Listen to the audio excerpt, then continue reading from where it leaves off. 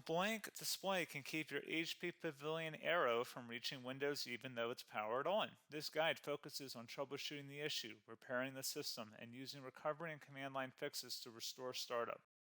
A lot of errors pertain to this problem, and we're going to go ahead and jump into what should hopefully be a pretty straightforward process, guys. And we're going to go ahead and jump right into it. First thing I'd recommend doing would be to actually go ahead and boot to the troubleshooting utility on Windows 11. So if you do a hard power off 3 times in a row, Windows should automatically attempt to launch the startup repair utility. And if it doesn't find anything, it will give you the option to select advanced settings, in which case it will take you to a screen that looks like this. Now, if it does not take you to a screen that looks like this, or you're unable to get to that, you can also download the Windows 10 Media Creation Utility, or Windows 11. They probably will make a creation utility for Windows 11 at some point. And it doesn't really matter, you can actually run the Windows 10 utility on Windows 11 as far as I'm aware.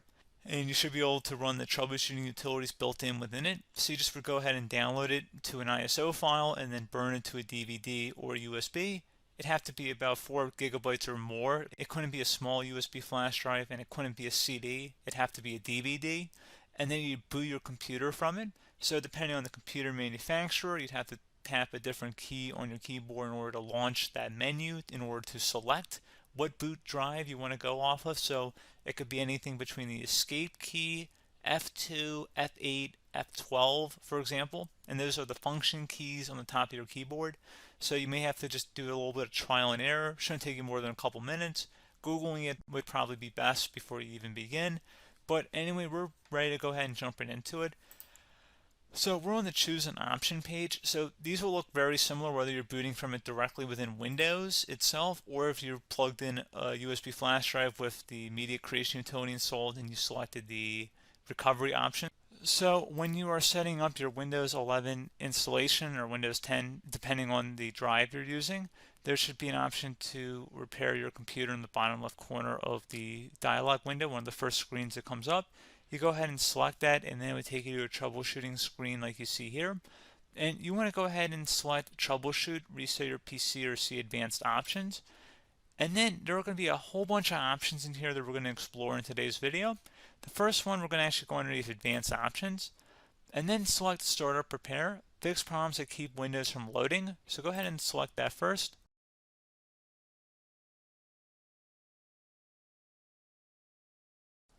Okay, so you can see it could not repair our PC. That was our first option we could try. Something else, if we go back into advanced options here, and then select troubleshoot, we're going to go underneath advanced options again. You can go ahead and actually access safe mode by selecting startup settings. And then if you select the restart button, you have the option on the screen, select safe mode with networking, which will give you a key on the screen. It'll tell you which key to press to enter that. I believe it's the F7 key. It'll do that for you. I'm not going to go over that in today's tutorial because I don't really want to go into safe mode, but you're more than welcome to attempt that by going into here and then selecting restart. Again, it'll launch another screen. It'll say what key do you want to press, and it'll give you like 7 or 8 different options, and you want to select safe mode with networking. There's also an option for a command prompt too, but that's going to be something we're going to cover later in this video, and we don't even have to go through that in order to access it. So that's why I'm not going to really push for that, because unless you know exactly what's causing the problem, you probably don't need to go into safe mode. Unless you're trying to recover files, in which case then you definitely can go into safe mode, but we're trying to actually recover our computer here. So I hope that makes sense. Something else we can also try here as well would be to uninstall updates, remove recently installed quality or feature updates from Windows. So if you go ahead and select that, you can uninstall the latest quality updates, which generally is the more day-to-day updates.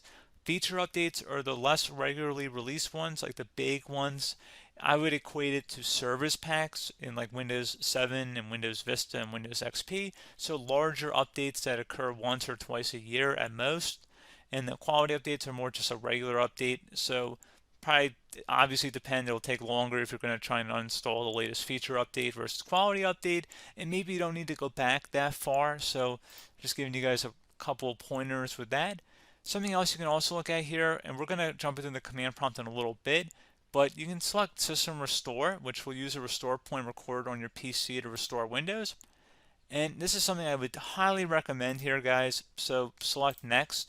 Assuming you have a restore point saved on your computer, you go ahead and select the most recently created one, and you'll select next, and then you'll select the drive. You shouldn't actually have to select the drive. You can scan for affected programs, but we're going to keep it all default here, and then we're going to select finish. So once started, system restore cannot be interrupted. Do you want to continue?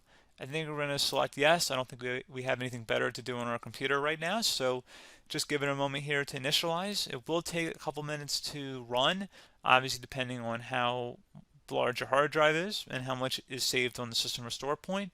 So just give it a couple minutes here.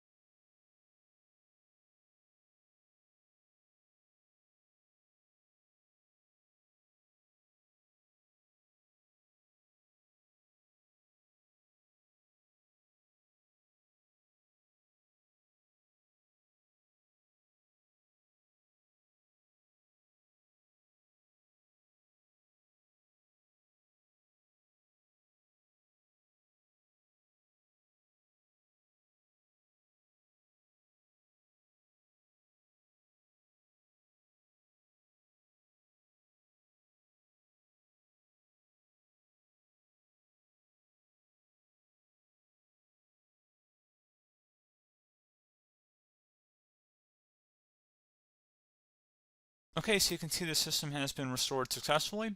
We're going to go over a couple different methods in addition to that if that did not work. So I'm just going to pause the video and we're going to start back on the recovery screen that we started with. Okay, so a couple other things we can try here too. If you go back into troubleshoot, you can select reset your PC, while you choose to keep or remove your personal files and then reinstalls Windows. You can select to keep my files, which will remove apps and settings but keeps your personal files. You can also select remove everything, which will remove all of your personal files, apps, and settings. So this is more of a factory reset, the second option here. First option, it should not delete all of your personal files. However, it will pretty much clear most of your programs, and keep in mind, there's no guarantee that your information, number one, is even still available and easily recoverable on your computer to the point that you actually would be able to recover anything. And the second point is that there's always a chance that it won't actually recover and it will just do a factory reset anyway. So there's no guarantee that actually would keep your files anyway. So I would recommend trying to get a recovery tool and backing that up first before selecting it anyway. But again, those are a couple different options. And then something else you can try here if you go back to the choose an option. Another option, if you go underneath choose an option and select troubleshoot, advanced options, and now select where it says command prompt.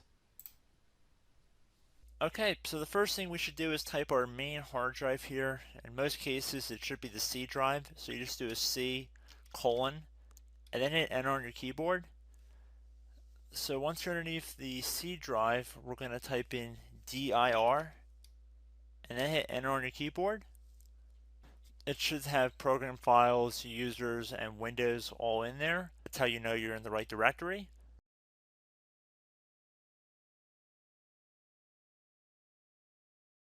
In some cases, it might be the D drive as well, so just keep that in mind.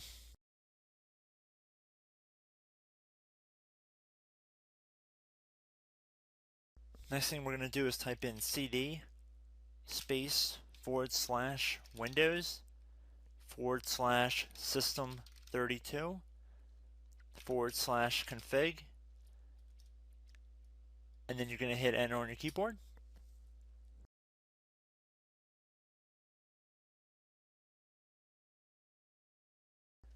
So now you're going to type md space backup. If you've seen other tutorials, it might also say to put down MD backup. That's because the backup name is pretty common when you want to back something up. So you can name this whatever you want, doesn't have to be backup. So if you've already made a backup folder in the past, you could do backup 1, for example. So once you're done setting the name you want the backup to be called, hit enter on your keyboard again.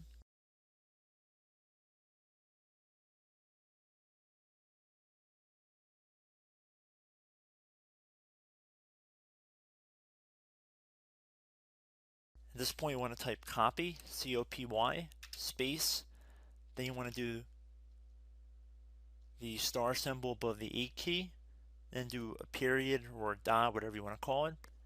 Then another star sign, and then another space, and then type backup. And then hit enter on your keyboard.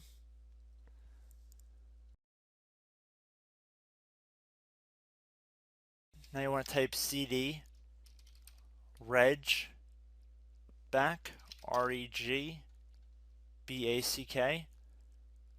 and then hit enter on your keyboard. So now that we are under the reg back, so now you want to type dir again, and then hit enter.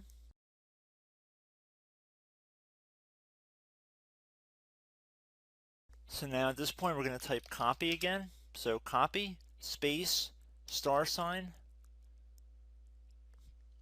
dot, another star sign, space, and then 2 dots.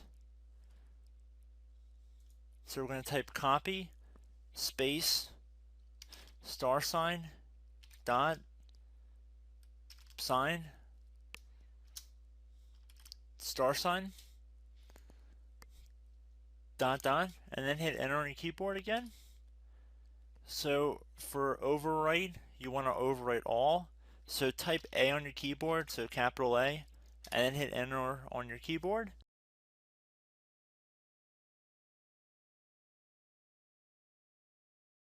So at this point, you should be good to go. You can close out of the command prompt window, and if you accidentally continue to Windows 10, you should be all set. So I hope one of these 3 or 4 different methods we went through in this tutorial helped you guys out. Again, I'm not sure if you guys heard me earlier, but try to go back into your safe mode if possible and uninstall any programs you know might be conflicting with the Windows startup if you can get into safe mode. So just keep that in mind. Something very simple like that could be blocking up everything. So again, I hope this tutorial helped you guys out, and I will catch you in the next tutorial. Goodbye.